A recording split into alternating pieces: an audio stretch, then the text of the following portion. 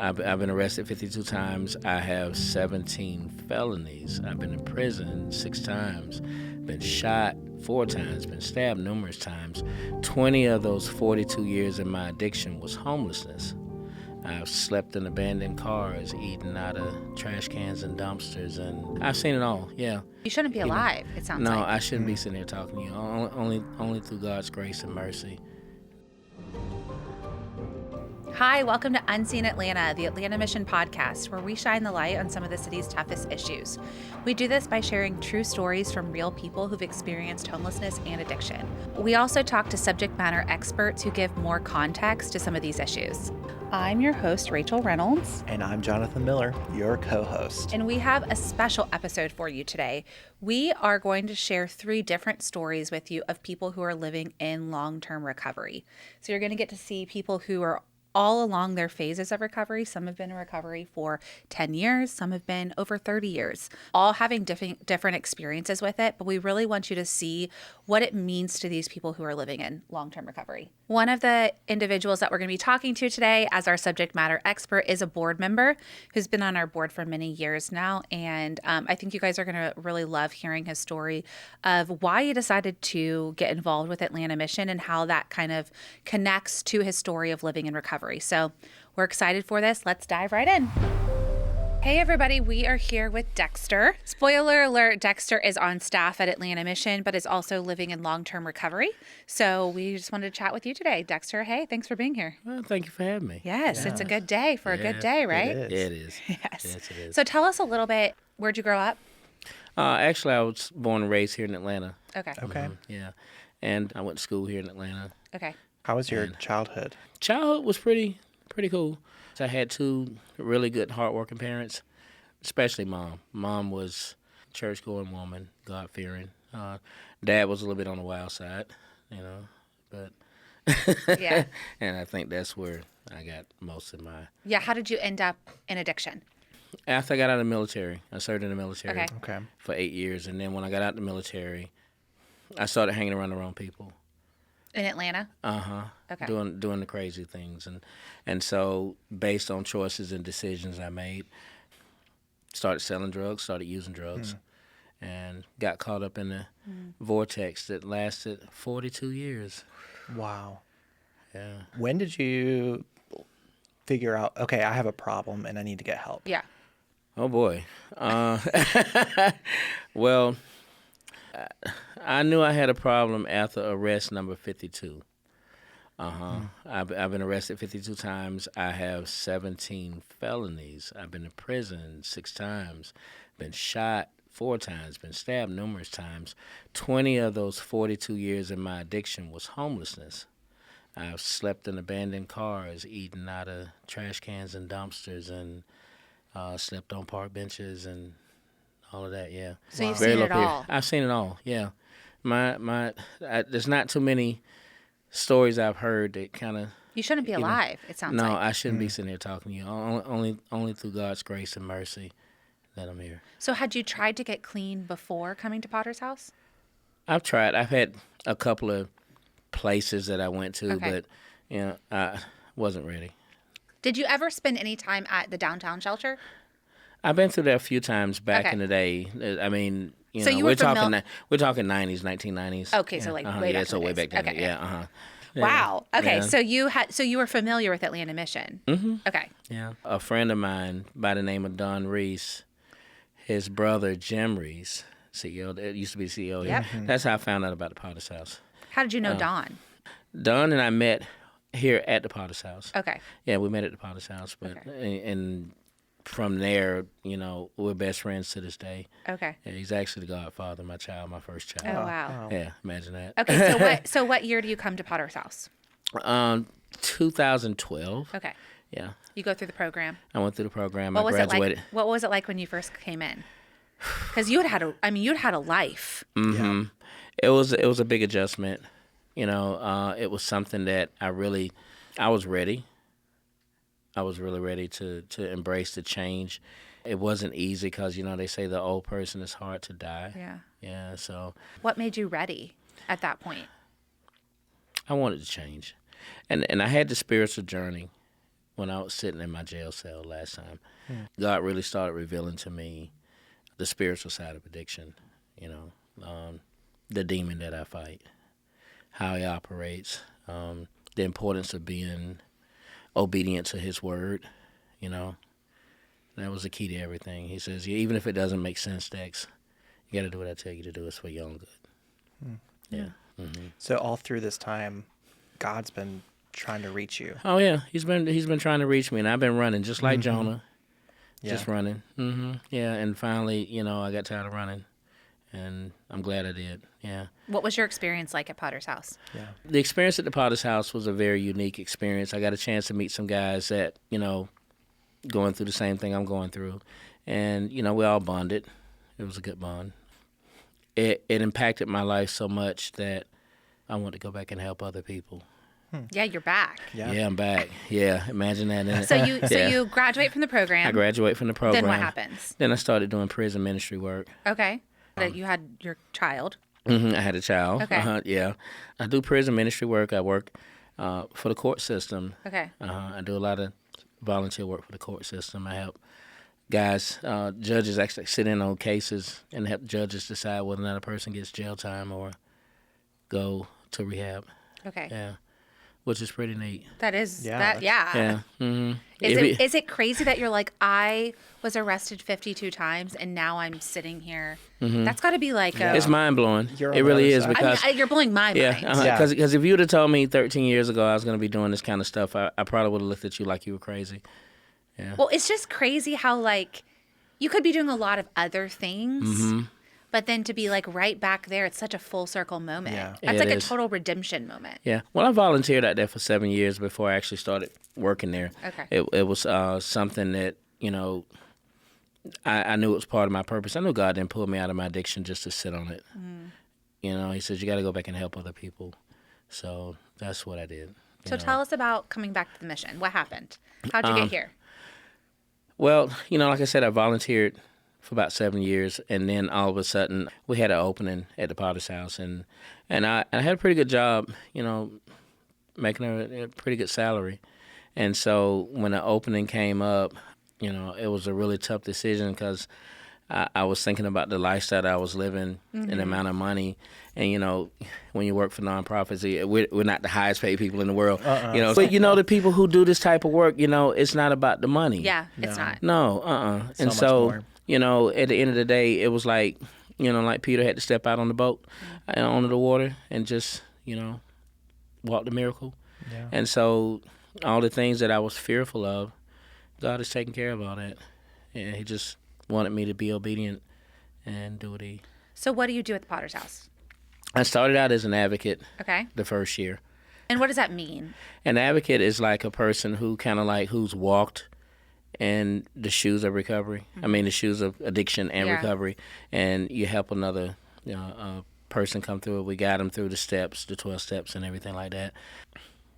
More of helping, I would say, other people see the importance of trying to recognize how a person will act in the midst of addiction, because the mindset is kind of different, you know what I mean? So it's like, well, why is this person behaving this way?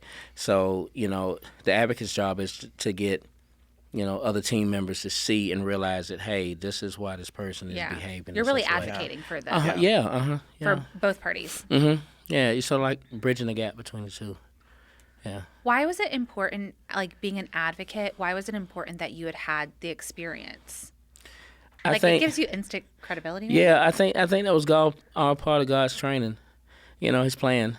He was preparing me for this, and so when that opening came up, it was like, oh wow, this is a no-brainer. It was just me, just was made for you. walking away from not being fearful and taking that.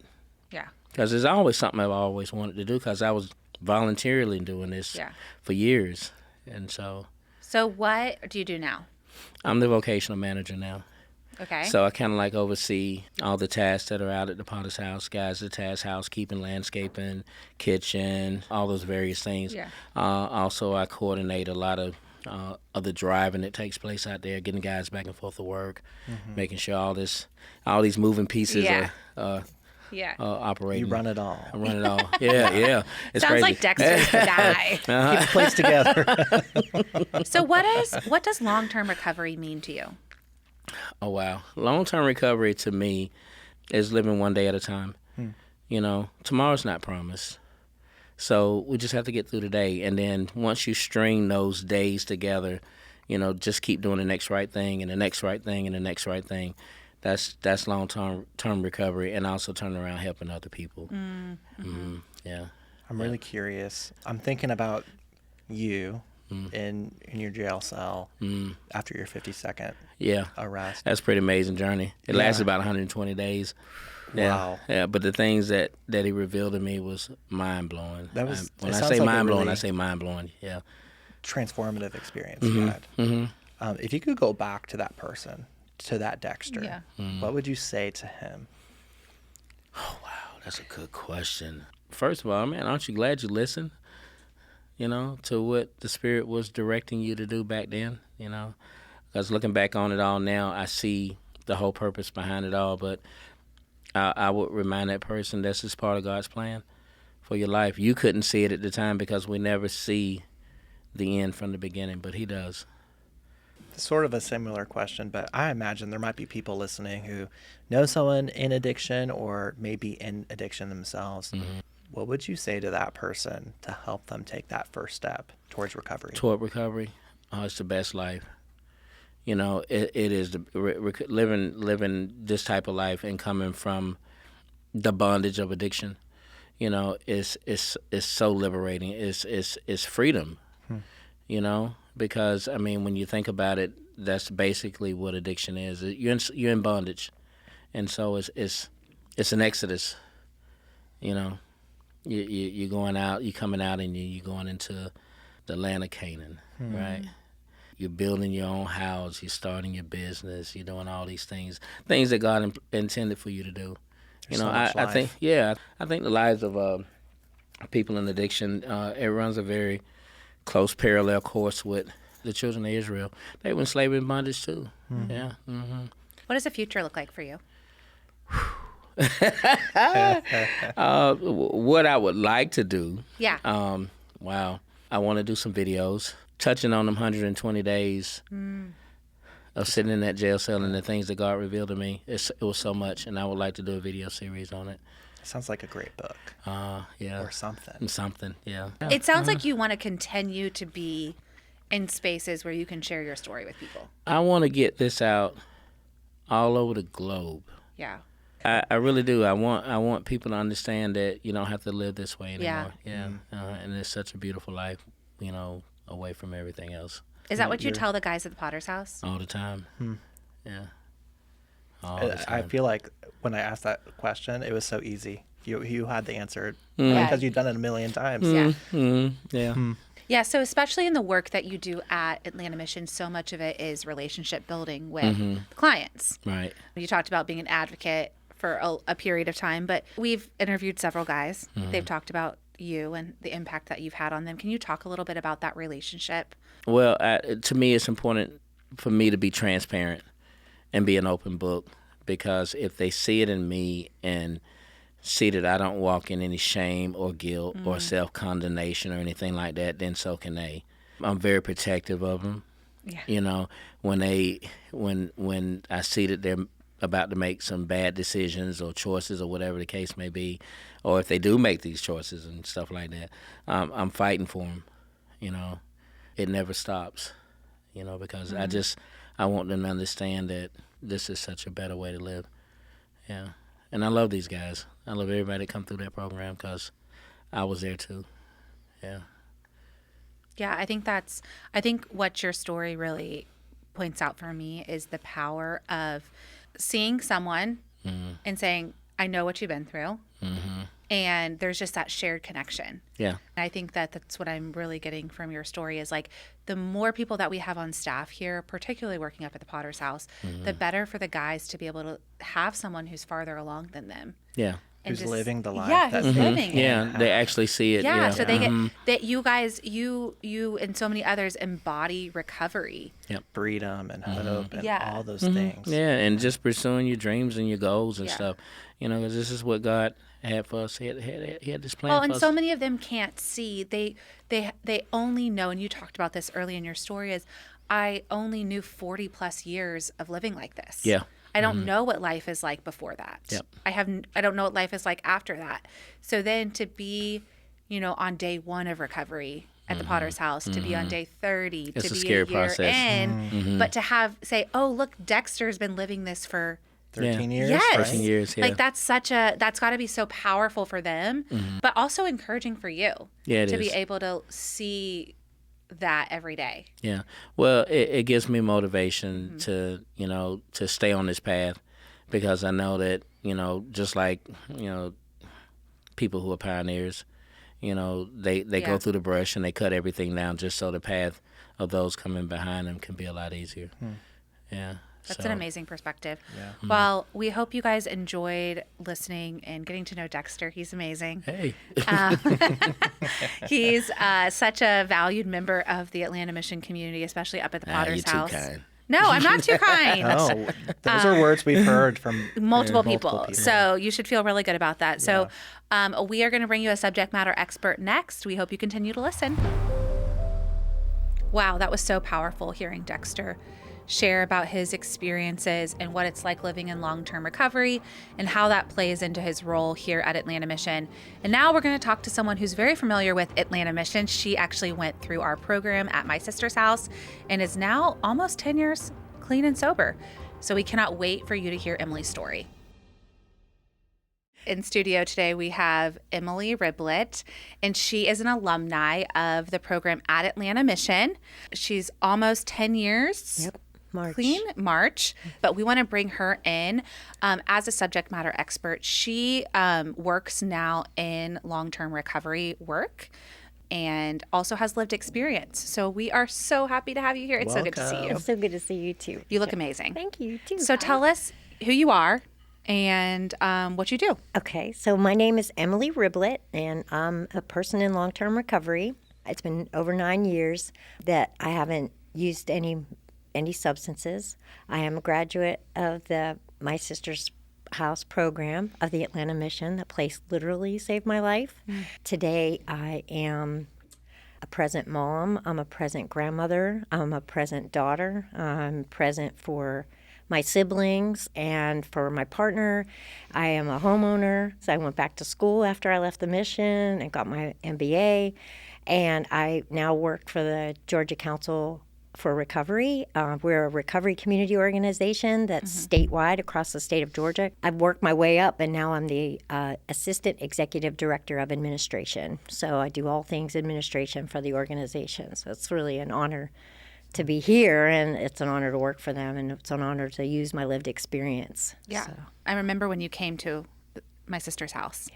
You were a much different person. yes, I was hopeless. I was broken, and I was in really bad shape. You physically bad shape. Yeah. It was a totally. It's so crazy to look across from you and see the incredible transformation. You've now been in recovery almost 10 years. What was it like going through Atlanta Mission?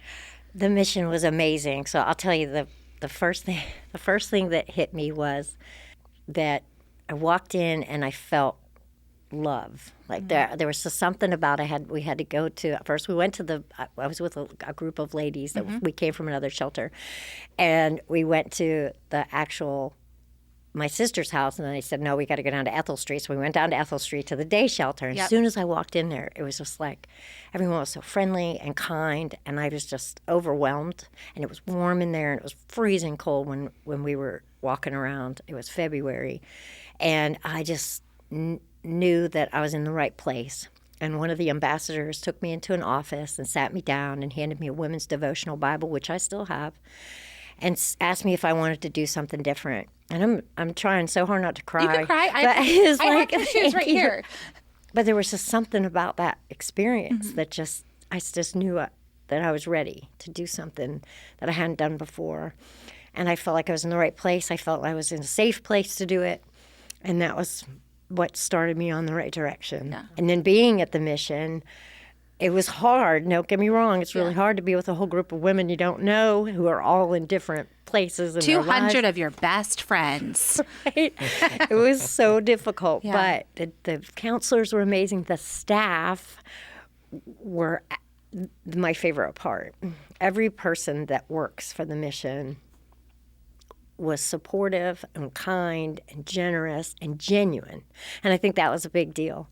And just going through the steps of all the classes, and then I got a sponsor, and I was able to do 12-step meetings. So I was working on my spiritual walk. I was working on my physical health. I was working on my emotional health and all the things. And so I was able to get all those supports in place so that I'd have success. And I really think that's what did it for me, was people helping me find what worked for me. I remember one of the things when you were a client, you said you wanted so badly to have a great relationship with your daughter. Yeah. Now I'm really going to cry. So that's true. And I'm still working on that. My daughter and I have a really good relationship. My son and I are working on our relationship. My grandson has never seen me under the influence of anything. Wow. Yeah, you know, I mean, it's You should be so proud of that. It's a really big deal. And so, listen to this. The best part is my daughter and I are going to meet, and I get to bring my grandson back and get to have him for almost a week. Oh, I just got chills. He's coming to Grandma's house. Oh my God. That's I mean, like, that's beyond. Oh, I know, right? Like, I mean, how, like, It's so great. could you even have imagined that would be your life now? No, not at all. Not at that time. I mean, I had done so much damage, and I had so much shame and so much guilt and so many terrible emotions going on that I could not see where life would be today. Like, it was not even in the realm of possibilities. But to see our lives today, like, they just came and visited. I go several times a year. We get together.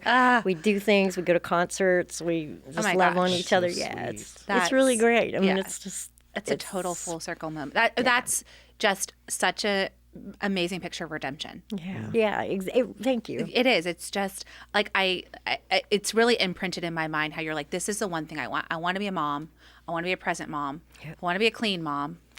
And that's all I want. And then to see you now and to hear that you get to have your grandson for a week.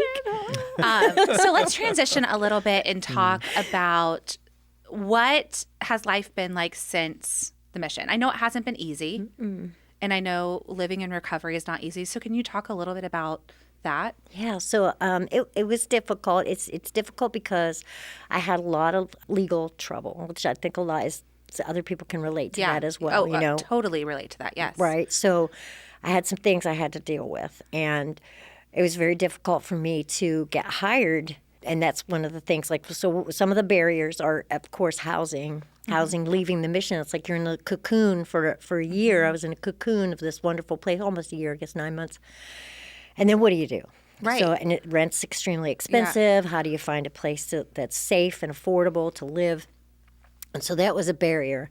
But I was able to work through that thanks to the connections I made at the mission, to someone, my sponsor's sponsor, who took me in and let me live with her while I worked a couple of jobs. So that was a challenge, and that's how I overcame that. Then I found a roommate, and I was able to get an apartment with a roommate, and I was able to work through that challenge. Some other challenges that I've had were dealing with my felonies. So I had some, and they were completely drug related. Like, so I did have possession charges that I just didn't deal with. I ran from. And so I had to think about that every time I would try to apply for a job, because that's going to come back on my background.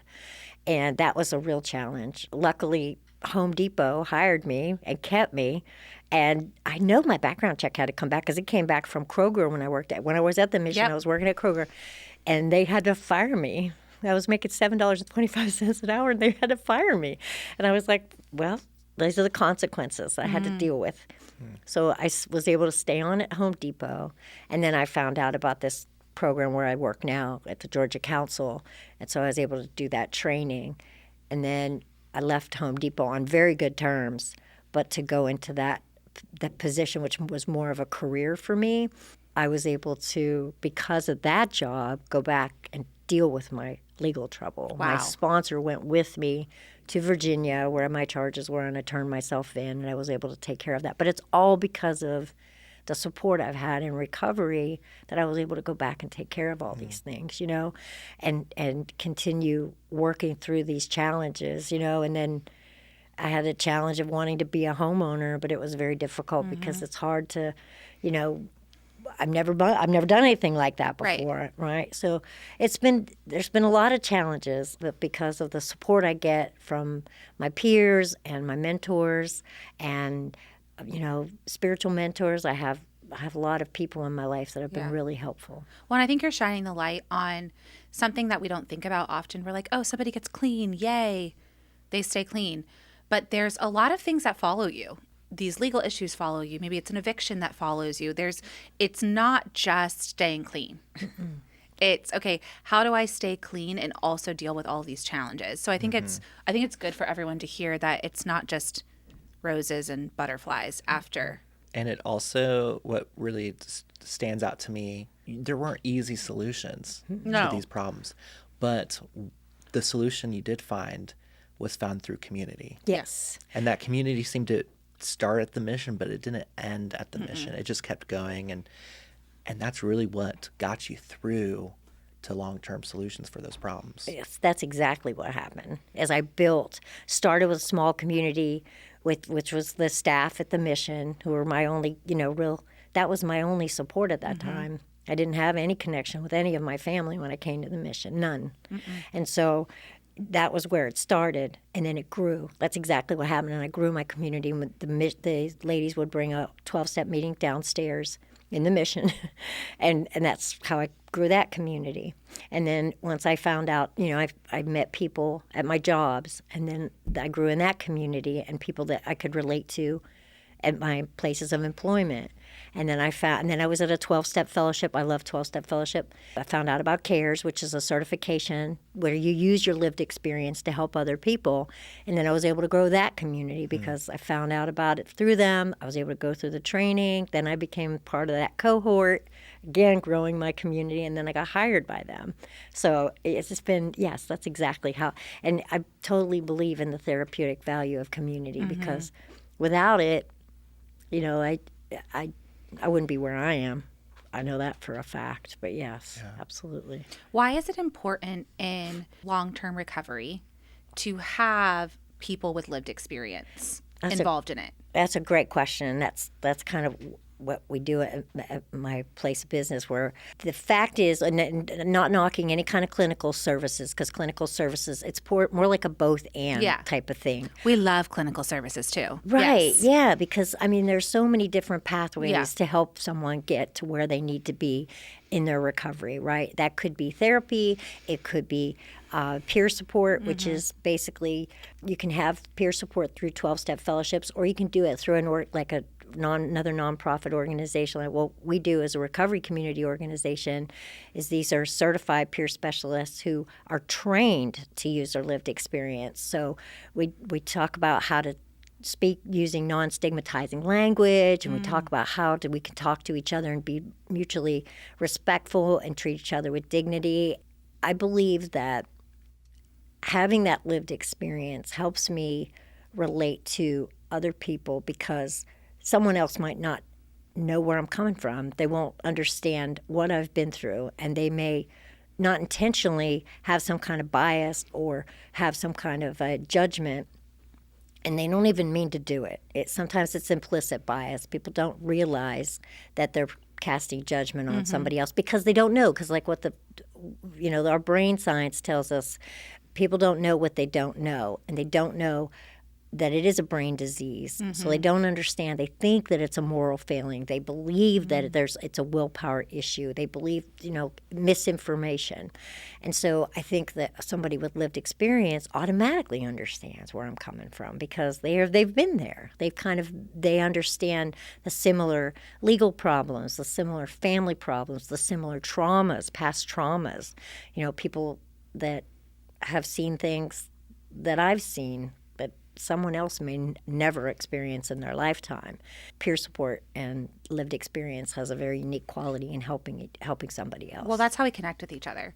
Yeah. I think I'm totally going to butcher this, but I think it was C.S. Lewis, and he talks about how there's some quote where he talks about the beginning of a friendship or the beginning of a relationship, and it's when two people meet, they have something in common, and they say, "Oh, you too." Yes. And it's like there's something so powerful in that, in meeting someone. I mean, it can be something little. It doesn't have to be addiction. Feeling that connection with another human being that they understand, they know, is so powerful because that's the point of relationship. Yeah. And we do these things in our training called a dyad. And that's what we ask. We say, what helped you come back from something difficult? So whether you've had any experience with substance use or not, what helped you come back from something difficult? Well, was it faith? Was it family? Was it having a sense of purpose? Was it, and you'd be amazed. You have these little conversations between two people that are only like 2 minutes long, where one person is really quiet and the other person shares. And then that person's quiet, and then the other person shares. And it's amazing what you learn that you have in common with that person. They could both be moms, like you and I are moms, Yeah, we're both right? moms, yeah. It could be that we're homeowners. It could be that we like to knit, or we're readers like Bonnie. We like to read.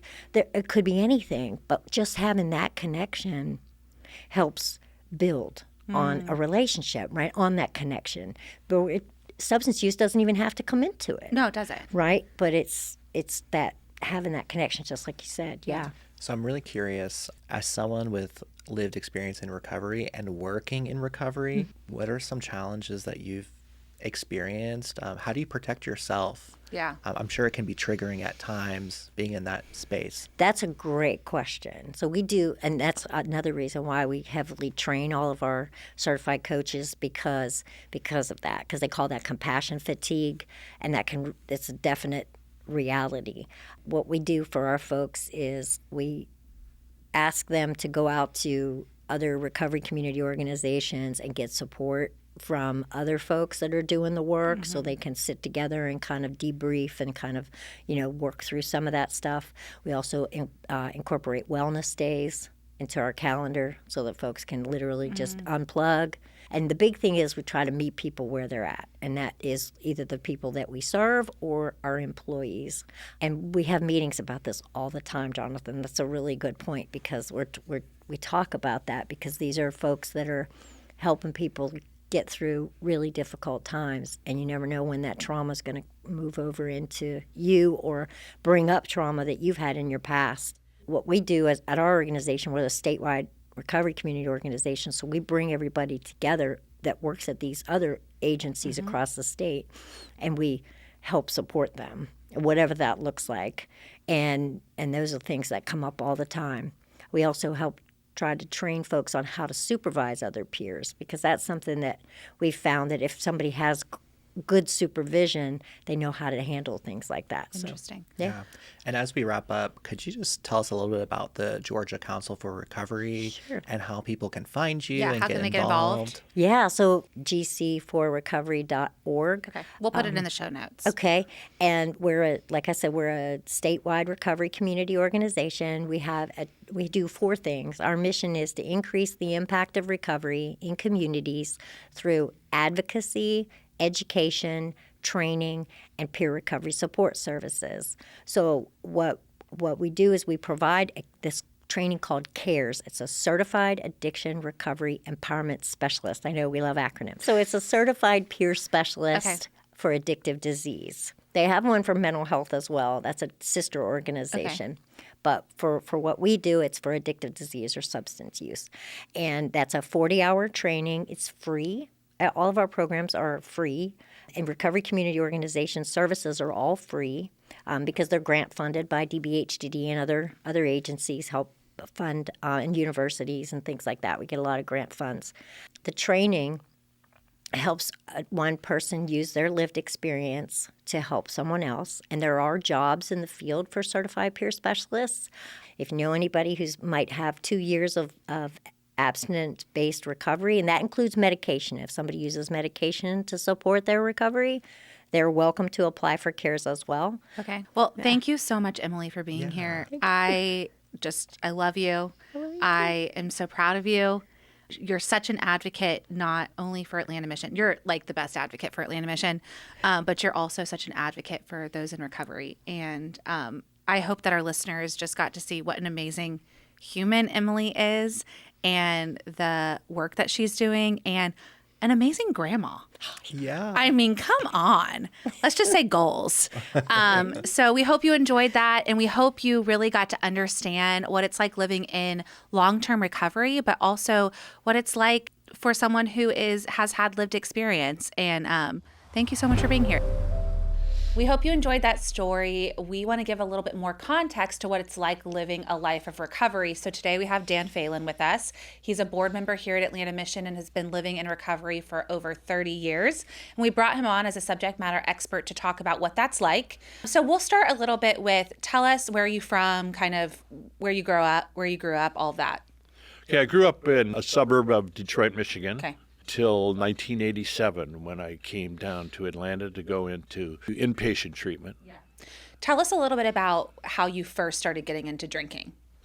I started drinking when I was 17 years old. I went to an all-boys Catholic high school, Okay. and that's what we did. And was it like, did your family know about it? What was your home life like? My parents were World War II parents, and so drinking, smoking cigarettes is just what that particular generation did. And so, alcohol was a part of our family life, but my parents weren't alcoholics. It wasn't. I had a good childhood. There was nothing horrible about it. I grew up in a very wealthy town, and we were very unwealthy. Started drinking probably when I was 17 years old. I got sober in 1987. I was 37 years old, and for the last 5 to 10 years, I was really just bouncing off the bottom. My life was a living hell.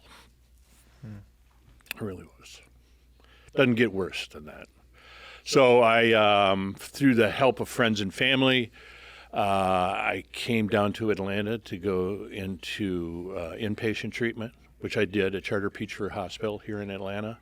And then after that, I decided to stay in recovery program. So I went into an organization called MAR, which was a halfway house environment.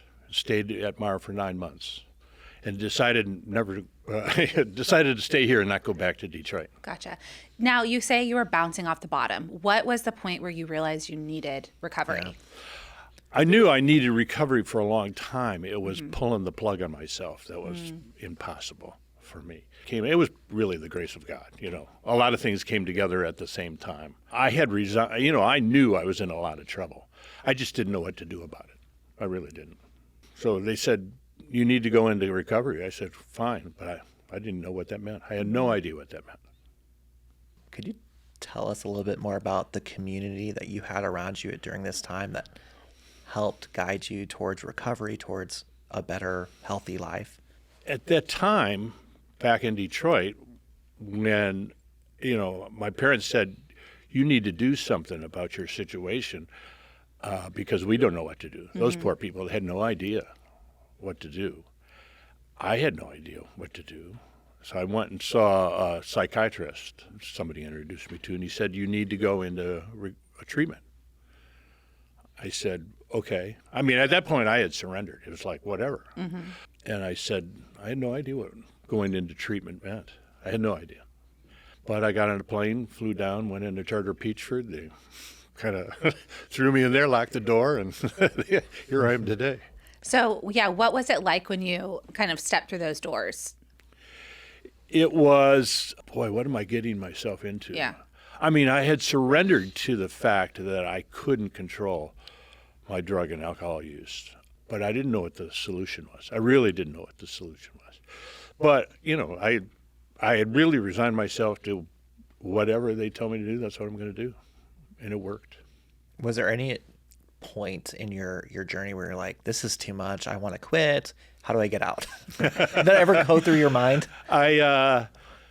No, it was kind of a respite. I didn't have to do drugs every day. What a gift. I didn't have to drink every day. That was a big gift. And I kind of had resigned myself that I'm just going to have a miserable life, but I don't care because I'm not going to have to drink and drug every day anymore. I was resigned to that fact. Well, it's really the opposite, you know. So it felt like relief. Yes, it did. It felt like relief. And I felt like I was in a protected environment, you know, for as long as I was there, which was a relief. Yeah. Did you feel like you had to be protected from yourself? Yes. Yeah, I would say yes. And, I had made a mess of my life. So I had a lot of messes back up in Detroit that I didn't have to deal with every day. That was a nice relief. So tell us a little bit about the 12-step recovery program. What does it mean to you? Why is it important? And for our listeners who may not even know what 12 steps is, or maybe they've heard of it and they're like, I don't really know what the first step is. Like, sort of walk us through. So Alcoholics Anonymous operates on a program called the 12 Steps of Recovery. And you start at step one. You never get totally through them, but during your recovery, you get from 1 to 12. And that's been really helpful for you. Oh, it's the fabric of my life. It's just part of my life now. If people think, oh, what a chore, or this would be overbearing, or I can't do that. It's a great way to live. It's an awesome way to live. What are some of the most helpful pieces of it that you still think about daily? Well, to realize that it's totally God-centered is probably the biggest attribute of it. I mean, the things I've done, I couldn't have done. I'm clear I couldn't have done it on my own. It was a gift. It was a gift of grace. It really was. And you're still active in the 12-step program. I go to at least one meeting a week. A lot of my friends are in my meetings. Their wives and my wife. We're socially. So you've built a community around it. We build a big community around it. So I want to jump back to your time in inpatient treatment. As you were exiting that program, you're walking out of the doors. How did you feel? Were you nervous about re-entry into the real world? Oh my goodness. It was like I got an apartment here in Atlanta. Okay. Had my furniture from Detroit shipped down there, outfitted, and I walked into the apartment and I said, so here I am, same furniture, what's different? I was terrified. I was, okay, now what? now what, Dan? Now what are we going to do? That was momentary. Yeah. I was starting a new life, a whole new life. What was the biggest piece of that first year outside of treatment? What kept you going and kept you on track? Well, I had to find a job. I was a lawyer, and I had to find a job, so I started interviewing, and you go through the process of, well, do I tell them I'm in recovery? Do I not tell them? It was funny. I mean, you tell somebody in a job interview you're in the recovery, and their reaction is always like, why are you telling me this? Like, what am I supposed to do with that information? So I had to figure out. I would have been like, tell me more. It was like,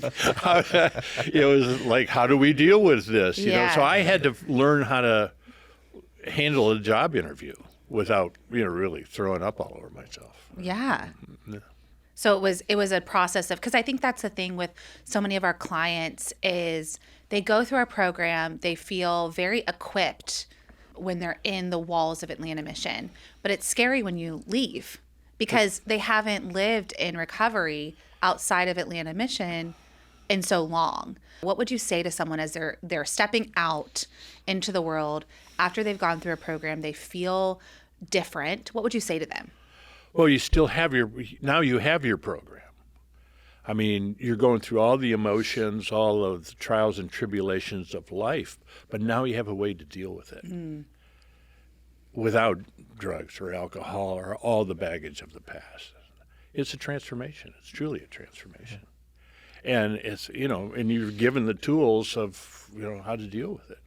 So, I've had plenty of ups and downs, believe me. I was at a place where it doesn't get any worse.